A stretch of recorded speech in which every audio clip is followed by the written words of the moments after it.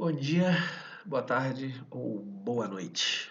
Afinal de contas, eu não sei que horas você vai assistir essa aula, mas hoje nós vamos para, segundo o nosso livro, O Último Pensador da corrente racionalista que nós iremos abordar. Bom, primeiro é preciso que vocês tenham em mente, que vocês lembrem perfeitamente que nós estamos discutindo, abordando e trabalhando dois conceitos opostos, duas correntes filosóficas opostas, que são o racionalismo e o empirismo. Lembrando que essas duas teorias propõem que nós, enquanto espécie, nós, enquanto seres humanos, somos capazes de conhecer, ou seja, de construir conhecimento por duas possibilidades contrárias. Recorda aí na sua memória, a gente já viu esse tema algumas vezes. Lembra? Racionalistas são aqueles que acreditam que o conhecimento se dá exclusivamente pela capacidade de reflexão. São pensadores que defendem que nós temos ideias inatas, ou seja, ideias que nascem com a gente, ideias que estão conosco desde o nosso nascimento e que elas se desenvolvem na medida em que nós vamos desenvolvendo também a capacidade reflexiva. Na outra ponta da régua, ou seja, os pensadores que nós vamos estudar depois do pensador de hoje, são chamados de empiristas, ou seja, do termo empiria, ou seja, experiência. Logo, esses sujeitos acreditam que não existem ideias inatas, ideias que nasceram conosco, e que nós vamos construindo o conhecimento a partir das experiências. Num primeiro momento, as experiências proporcionam um conhecimento superficial, um conhecimento simples, e na medida que a gente vai refletir sobre essas consciências, nós vamos construindo conhecimentos mais complexos. Ok? O pensador de hoje é um alemão chamado Leibniz. Bom, por que nesse momento, nesse contexto, a gente vai estudar Leibniz? Primeiro porque Leibniz foi, deixa eu fechar aqui a webcam para a gente partir para o slide. Bom, Leibniz foi, sem sombra de dúvida, um dos maiores filósofos do século XVII. É importantíssimo que a gente pense o seguinte: bom, a gente está falando de uma contradição, de um posicionamento filosófico em que duas correntes se opõem. Então, para entender o pensamento de Leibniz, eu preciso entender também que existiram outros pensadores quase contemporâneos dele, um pouco antes, um deles inclusive contemporâneo, que é Spinoza, mas o outro morreu um pouco antes, em 1650, se não me engano, que foi Descartes. Quando a gente para pensar nesses dois sujeitos, tanto Descartes quanto Spinoza foram responsáveis por uma investigação significativa sobre o racionalismo, ou seja, sobre a nossa capacidade de produzir conhecimento, sobre a nossa capacidade de conhecer. E como a gente bem estudou, há algumas características do pensamento de Descartes que serão questionadas e ampliadas pelo pensamento de Spinoza, e Leibniz não ficou atrás. Leibniz pegou esses dois pensamentos que haviam sido produzidos por esses pensadores anteriores e ampliou, levou essa discussão para um patamar além, já que ele já podia usar desse pensamento que foi produzido como ponto de partida, e assim o fez. Então, vamos para o próximo slide. Bom, ele pegou esse racionalismo cartesiano, lembrem o racionalismo de Descartes, e levou para as últimas consequências. Ele ampliou e solucionou algumas questões que Descartes tinha deixado em aberto.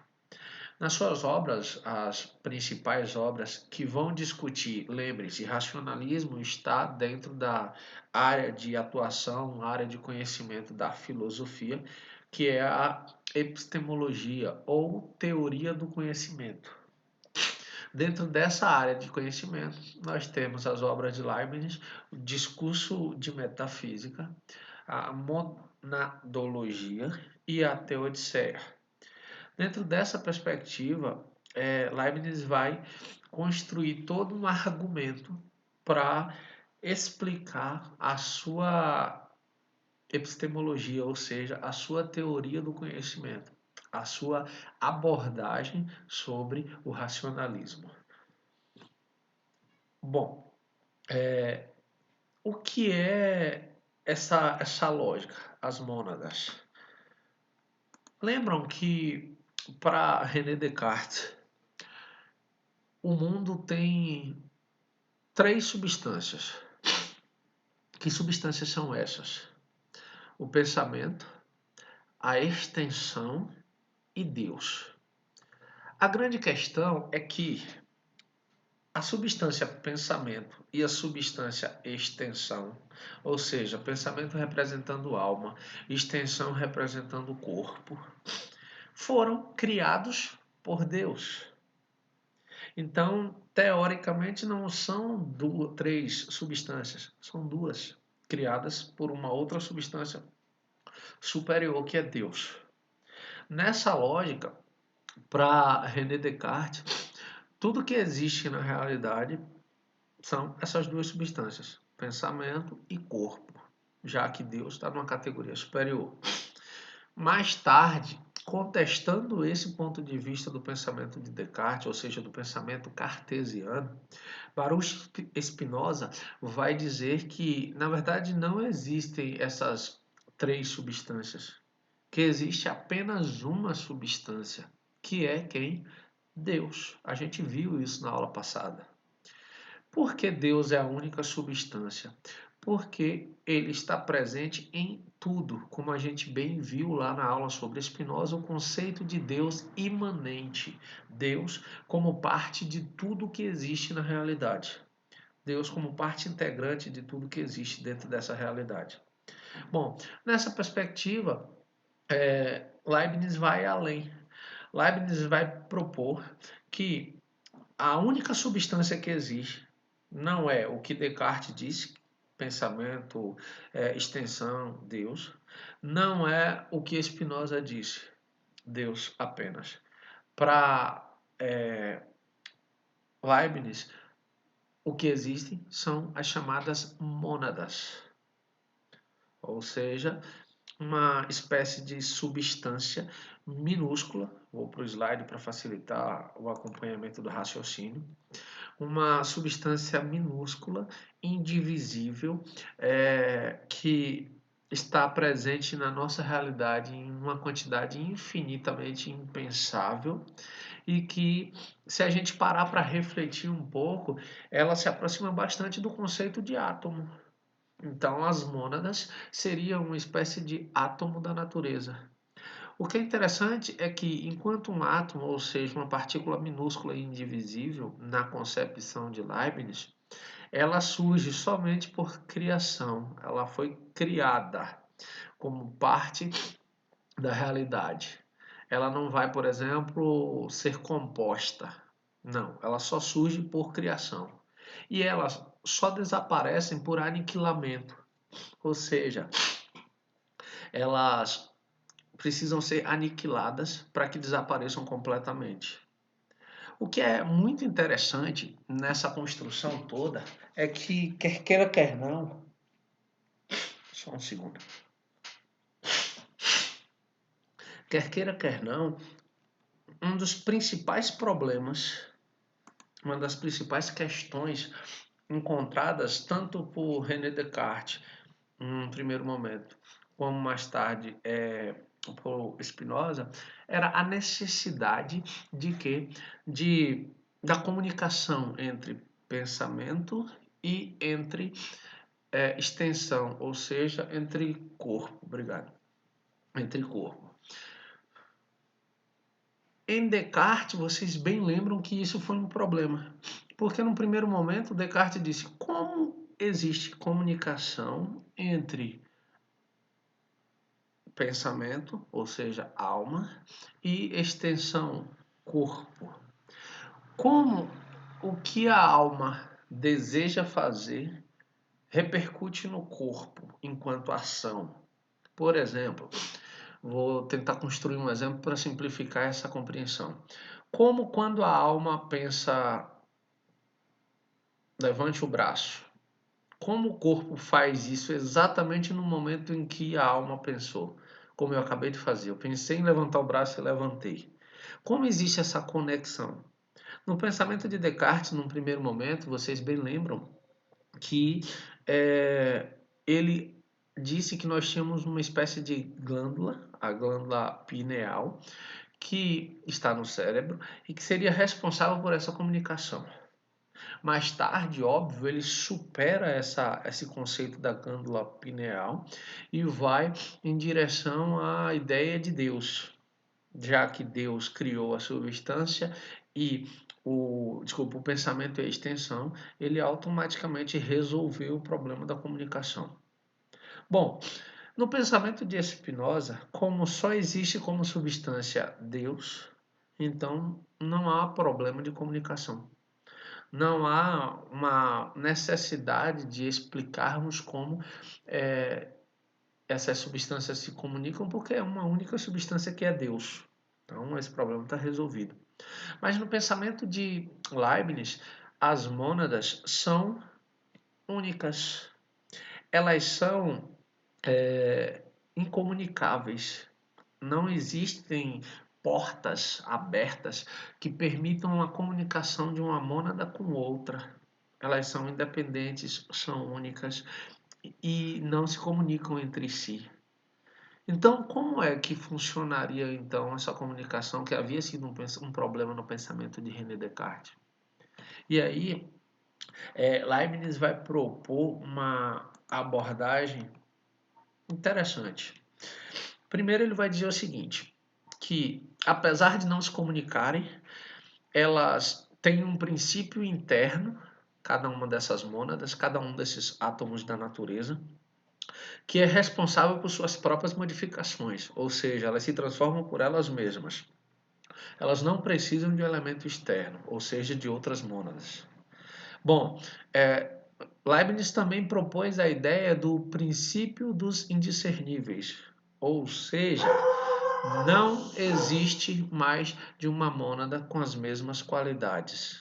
Logo, como eu havia dito antes, elas são únicas. Não existem duas mônadas iguais. Bom, as mônadas são organizadas em hierarquias. Como assim em hierarquias? Bom, você conhece o conceito de hierarquia. Você conhece o conceito de organização hierárquica, onde uma coisa vai sendo posta sobre a outra até uma determinada categoria. Você conhece diversas instituições que são organizadas a partir da hierarquia. Bom, para Leibniz, a realidade, o mundo, também é organizado, o mundo das mônadas, através de hierarquias. Desde as partes mais baixas, que são, por exemplo, seres inanimados, vermes, animais microscópicos, até as mais complexas. Por exemplo, entre a mais complexa de todas as mônadas está o ser humano. Por quê? Por todo o seu grau de complexidade enquanto espécie. Mas no topo dessa hierarquia, aquela que é considerada a mônada perfeita e a mônada suprema, está Deus. Então perceba que até Deus, no pensamento de Leibniz, é uma mônada.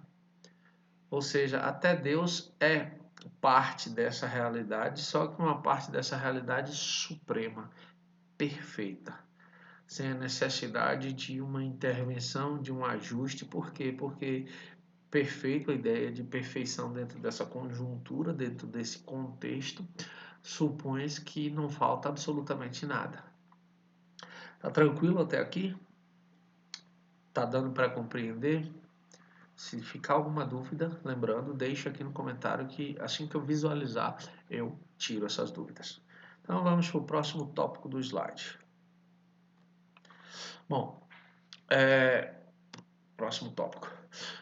Como essa estrutura está organizada de forma hierárquica, de certa forma, essa comunicação, que também foi um problema no pensamento de René Descartes, como eu havia dito antes, ela também se torna um problema no pensamento de Leibniz.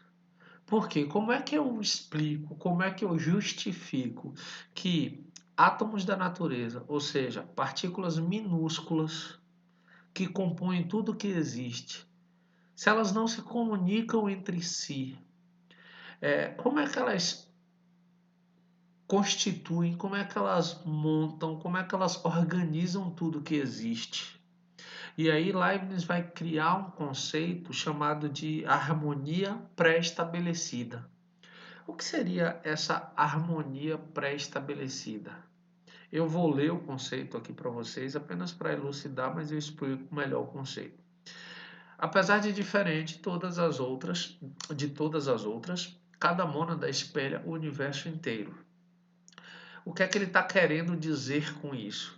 Que apesar de ter, por exemplo, cada uma sua particularidade, apesar de ter cada uma as suas especificidades, elas têm uma característica que é espelhar o universo inteiro. Cada mônada reflete em si toda a complexidade do universo. Mas, sim, tudo bem, elas não têm uma característica comum. Como elas podem refletir? Ele vai dizer o seguinte: ela só reflete, ela só reproduz esse universo como um todo. Mas aí, olha como ele resolve a questão dessa comunicação, que num primeiro momento fica em suspensão, fica para ser questionada. Ele vai dizer, imagine, ele vai usar uma metáfora de um relógio de Deus. Ele vai dizer, imagine que Deus criou inúmeros relógios. Imagine que Deus tenha ajustado esses relógios, os ponteiros desse relógio, esse exemplo está no livro de vocês. Ele ajusta esses ponteiros, todos eles, para o mesmo horário específico. Então, quando uma mônada pensa numa determinada ação, o ponteiro, vamos supor, está marcando 12 horas. O ponteiro da outra mônada também vai estar marcando 12 horas. Então, por esse alinhamento nesses relógios que Deus ajustou precisamente, automaticamente as mônadas entrariam numa harmonia pré-estabelecida por quem? Por Deus. É como se vocês vão trazer isso para uma linguagem extremamente cotidiana, para uma lógica nossa que a gente faz quando precisa de algumas coisas nesse sentido. Imagina que você, com receio de não ouvir o despertador do seu celular, você pegasse também o celular, sei lá, do seu pai, do seu irmão, da sua mãe, colocasse todos os 4 celulares para o mesmo horário, no mesmo milésimo de segundo. O que aconteceria quando chegasse aquele milésimo de segundo, ou aquele segundo, já que os celulares normalmente marcam segundos, iriam tocar todos de uma única vez. É essa harmonia pré-estabelecida que Leibniz utiliza como um recurso para dizer como essa comunicação se dava entre substâncias que não se comunicavam entre si. Tá claro? Deu para compreender tranquilamente? Lembrando que se ficar alguma dúvida, coloca aqui nos comentários que assim que eu ver, eu respondo. Fechado? Vamos adiante. Que música chata. Vamos adiante. Próximo slide. Bom, eu não sei se vocês perceberam, é bem provável que sim. Se não perceberam, dá uma conferida novamente. A gente está falando de racionalismo. A gente está caminhando, ou seja, trilhando os caminhos que esses pensadores que propuseram um método para explicar como nós, seres humanos, construímos o conhecimento, como nós somos capazes de conhecer o que conhecemos, eles estão tentando propor um método, um caminho seguro para se alcançar uma verdade. Mas vocês perceberam que nessa construção, todos esses três pensadores têm um diálogo, têm uma referência à figura de Deus. René Descartes faz referência a Deus. Spinoza faz referência a Deus em seu pensamento. E agora Leibniz novamente faz referência a Deus. Então percebam que apesar de estar propondo um método próximo da matemática, um método que dialogue com um caminho, com uma receita a ser seguida em direção à construção de uma verdade segura, ainda assim a presença de Deus é muito marcante no pensamento de todos esses filósofos. E quem é Deus na concepção de Leibniz? Bom, para Leibniz, Deus é um ser absolutamente perfeito. O que é interessante é que ele utiliza esse conceito de perfeição como um grau máximo dos atributos. Que grau máximo seria esse? Seria um grau que não apresentasse nem contradições, nem impossibilidades. Imagina, uma qualidade. A perfeição seria a ampliação ao extremo dessa qualidade. Suponha, por exemplo, vou usar um atributo finito, ou seja, um atributo humano, não um atributo divino que é infinito. Eu vou usar um atributo humano, um atributo finito. Imagine que você tenha desenvolvido um atributo, ou seja, uma qualidade de resiliência, de se debater com um problema, encarar esse problema de frente e reorganizar a sua vida para a resolução daquele problema da melhor forma possível. E você tem desenvolvido uma capacidade muito grande de fazer isso com frequência sem se deixar afetar, sem se deixar, por exemplo, desestimular.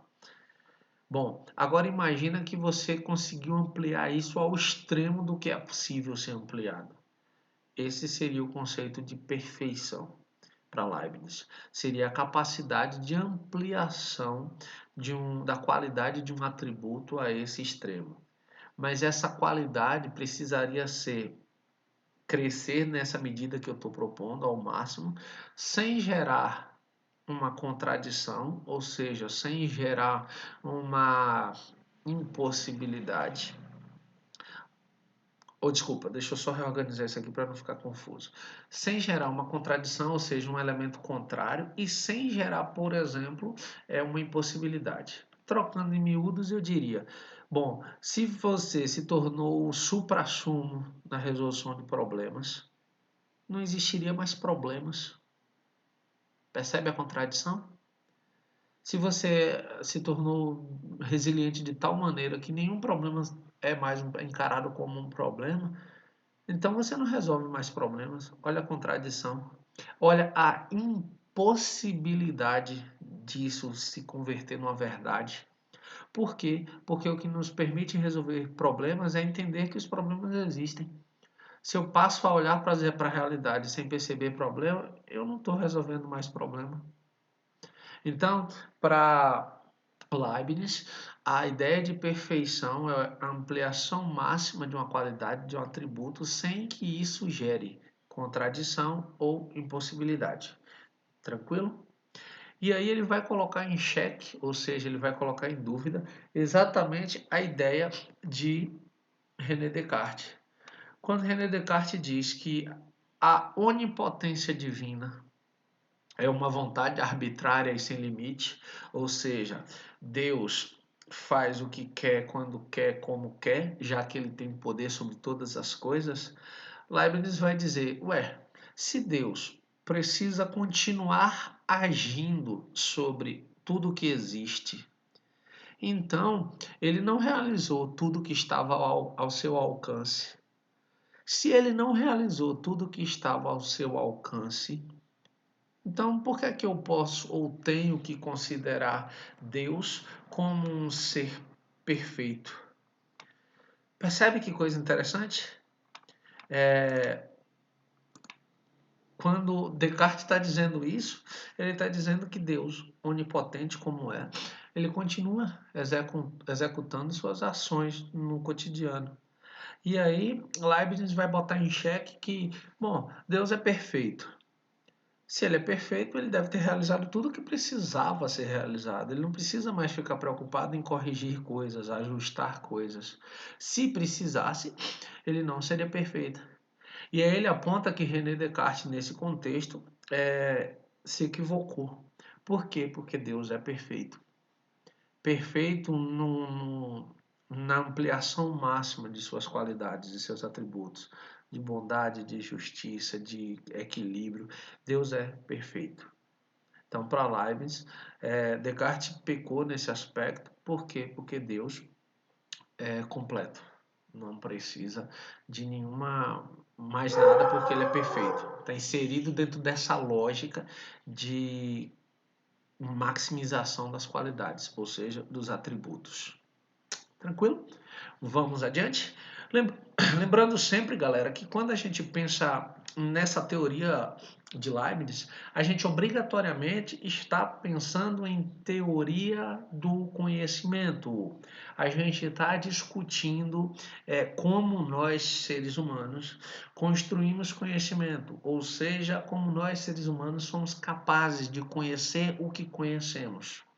Então, em alguns momentos, parece que esses pensadores dão uma viajada, dão uma passeada por algumas coisas que fogem completamente da nossa realidade. Por quê? Porque eles estão refletindo exatamente no âmbito da razão e não no mundo dos sentidos, ou seja, nas coisas que nos são acessíveis através dos sentidos. Por isso que é preciso ir com um pouco mais de cautela, ler com um pouco mais de atenção e ter essa noção muito clara. Eles estão discutindo, produzindo conhecimento sobre como nós, seres humanos, somos capazes de conhecer o que conhecemos. Ok? Vamos para o próximo tópico? Só fechar essa webcam aqui e vamos para o próximo slide. Bom, a ideia de verdade, sujeito e predicado. Bom, para Leibniz, a verdade é a adequação do predicado ao sujeito. E, se conhecemos a definição do sujeito, percebemos que seu predicado já estava contido nele. Isso é, se a gente parar para refletir, uma coisa quase que óbvia. Quando você conhece um determinado conceito, você automaticamente já tem uma noção mais ampliada do sujeito. Vou usar mais uma vez um exemplo simples que está no livro de vocês e fica bem fácil de compreender esse aspecto. Quando Leibniz diz um triângulo tem três lados, desculpa. Quem tem três lados? O triângulo. Então, o triângulo é o sujeito. Então, o predicado tem três lados. Só que você já viram um triângulo com dois lados? Não. Então, na medida em que você pensa num triângulo, automaticamente você já está pensando no conceito que caracteriza o triângulo, ou seja, seu predicado. Daí, Leibniz apontar que se somos conhecedores do conceito, se nós conhecemos a definição desse conceito, percebemos por extensão, ou seja, por complemento, a ideia que está embutida ali, que é o predicado. Nessa perspectiva, Leibniz tentou aplicar essa busca pela verdade não apenas à matemática, mas também aos fatos humanos. Ele tentou buscar esse caminho para essa verdade em todas as possibilidades possíveis. O que é interessante é que ele coloca que Deus, olha, a mônada suprema, a mônada perfeita, Deus tem total conhecimento de tudo o que existe. Deus tem total noção individual de todas as mônadas que existem na realidade. Independente daquela hierarquia que nós pensamos lá atrás, independente daquela lógica, Deus tem controle como se ele fosse capaz de ter detalhes na hora em que quisesse, dada essa onisciência, essa onipotência, sobre absolutamente tudo, sobre toda a realidade existente. Está, de certa forma, sob o conhecimento de Deus. Inclusive, tem uma passagem muito interessante quando, na Bíblia, quando a gente está pensando a ideia de liberdade. Eu ouvi uma vez o padre Fábio de Mello falando, uma passagem que diz: nenhuma folha cai de uma árvore sem que Deus queira. E aí o padre Fábio de Mello faz uma provocação: sem que Deus queira ou sem que Deus saiba? Olha que coisa interessante, que a gente vai abordar isso no slide à frente. Liberdade e fatalismo. Sem que Deus queira, subentende que tudo que acontece no mundo acontece por vontade divina. E que Deus interfere em tudo que acontece. Sem que Deus saiba, como algo que acontece, Deus sabe que acontece, mas deixa que as coisas sigam o seu fluxo. Percebe que reflexão interessante? E aí, vamos adiante?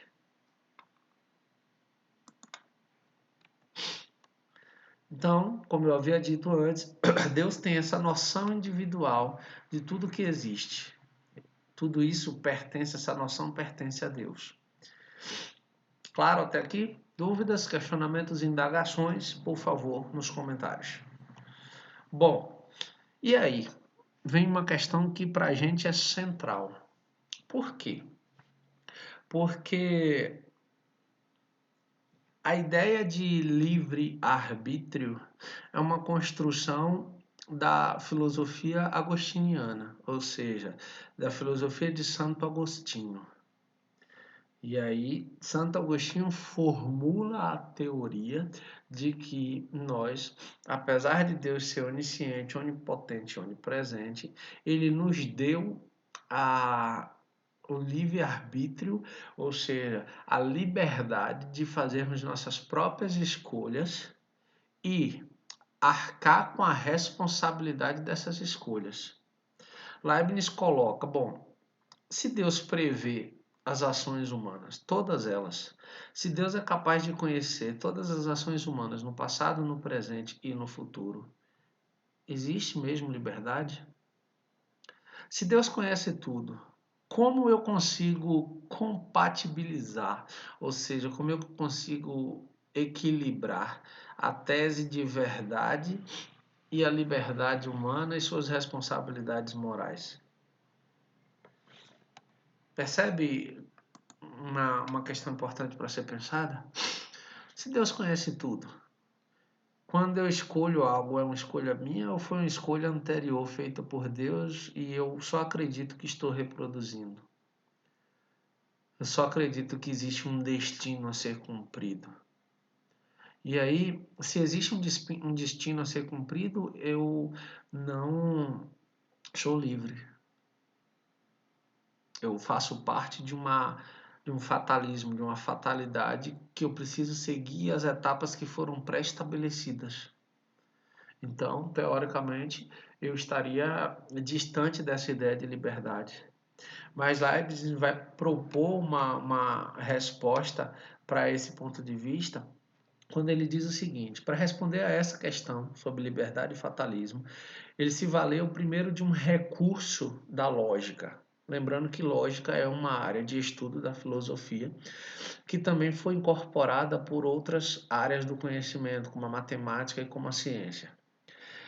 Leibniz, que era matemático, vai lançar mão exatamente dessa distinção lógica, ou seja, desse recurso lógico, para explicar o que é possível e o que é necessário, na tentativa de nos fazer compreender que nós não somos vítimas de um fatalismo, ou seja, nós não estamos seguindo um destino, mas antes somos livres e responsáveis por nossas escolhas. Ele vai dizer: bom, existem duas expressões, as expressões possíveis e as expressões necessárias. Percebam o seguinte: as expressões possíveis não geram contradições. Lembram que eu disse lá atrás? As expressões possíveis, elas não geram situações contraditórias, situações opostas. Elas podem ser afirmações ou negações, mas elas em nenhuma medida vai gerar uma contradição. O livro de vocês apresenta um exemplo simples. Ele diz: Judas trairá Jesus ou Judas não trairá Jesus. Em qualquer um dos dois casos, essas expressões são possíveis. E em qualquer um dos casos, elas não geram contradições. Por quê? Porque a traição de Judas, se a gente pudesse voltar no tempo, a traição de Judas seria possível de ser feita, como foi, como também ela poderia ser possível de não ser feita, caso Judas tivesse, por exemplo, recusado o pagamento que recebeu para trair Jesus. Mas ele diz que existe uma segunda expressão, as chamadas expressões necessárias. E essas expressões necessárias obrigatoriamente geram contradições. Quando é que elas geram contradições? Se elas forem negadas. Percebam, a soma dos ângulos internos de um triângulo é igual a 180 graus. Ponto. Então, a soma dos ângulos internos de um triângulo é 180 graus. Se eu digo que a soma interna dos ângulos de um triângulo não é 180 graus, ou seja, estou negando a afirmação anterior, eu obrigatoriamente estaria criando uma contradição. Por quê? Porque eu estaria dizendo que um triângulo não é um triângulo. Dentro do pensamento lógico, na primeira situação, quando eu disse que a soma dos ângulos internos de um triângulo somam 180 graus, eu estou usando o princípio da identidade. Na lógica, seria dizer A é igual a A. Claro até aqui? Quando eu nego isso, quando eu digo a soma dos ângulos internos de um triângulo é igual a 180, não é igual a 180 graus. Eu estou usando, dentro do raciocínio lógico, o princípio da contradição. Quando eu digo A é diferente de A. Percebe? Isso é uma contradição. E uma contradição não cabe, não existe, é algo completamente oposto. Então, ele vai usar esses dois argumentos sobre expressões possíveis e expressões necessárias para defender o ponto de vista de que Deus conhece o passado, o presente e o futuro de tudo que existe. Mas isso não limita a liberdade humana. Ou seja, de certa forma, ele retoma a ideia de que nós temos o livre-arbítrio, que apesar de Deus estar presente em tudo que há, enquanto conhecedor de tudo que existe, ele permite que nós façamos nossas próprias escolhas, que a gente seja capaz de escolher o que fazer, como fazer e assim vivermos da forma como vivemos. Tá claro até aqui, gente? Olha, eu sugiro sinceramente que vocês façam 2 ou 3 leituras atentas do texto para serem capazes de compreender melhor essas pequenas nuances, esses pequenos detalhes. e aí volta para a aula, assiste novamente. Por quê? Porque aí vocês conseguem fixar de forma mais tranquila tudo isso que a gente acabou de debater, tudo isso que a gente acabou de estudar. Ok? Vamos para o próximo slide. Fechar aqui a webcam. Não existe um próximo slide. Era só esse mesmo. Bom, tem uma ideia de Leibniz que ele diz que existem vários mundos, mas que Deus colocou nós seres humanos, por termos sido criados à sua imagem e semelhança, no melhor dos mundos possíveis. E aí, é, um brother, que é o Voltaire, filósofo francês, François Voltaire, vai discordar completamente de Leibniz. E ele vai escrever um livro muito interessante. Deixa eu procurar, eu tenho esse livro aqui, eu adoro ele. Aqui. Ele vai escrever esse livro chamado, deixa eu ver se dá para vocês verem, Cândido, que é Cândido ou o Otimismo. Esse livro é bem interessante, vale muito a pena ler, em que ele vai apresentar um personagem chamado Pangloss. E Pangloss, durante toda a trajetória do romance, Pangloss vai pegando todas as perspectivas ruins que vão acontecendo na trajetória do livro e dizendo que aquela era a melhor situação possível para acontecer. Por quê? Porque nós vivemos no melhor mundo possível. É uma crítica cínica, uma crítica ácida a esse ponto de vista de Leibniz de que a gente vive no melhor mundo possível. Então, se quiserem ampliar um pouco mais o pensamento, vale muito a pena a leitura desse livro. É um romance bem fluido, bem interessante e que provoca algumas reflexões interessantes, inclusive na nossa sociedade contemporânea, da nossa recente necessidade de ter coisas, de acumular coisas, de possuir coisas. Isso gera uma reflexão muito interessante nesse livro. Então, no mais, ficam postas essas informações, esse conhecimento que a gente acabou de socializar aqui. Eu espero que vocês curtam essa aula. Se ficarem dúvidas, lembrando, deixem aqui nos comentários e aí a gente vai interagindo, ok? Se não, no mais, é só isso. Forte abraço, tchau, tchau.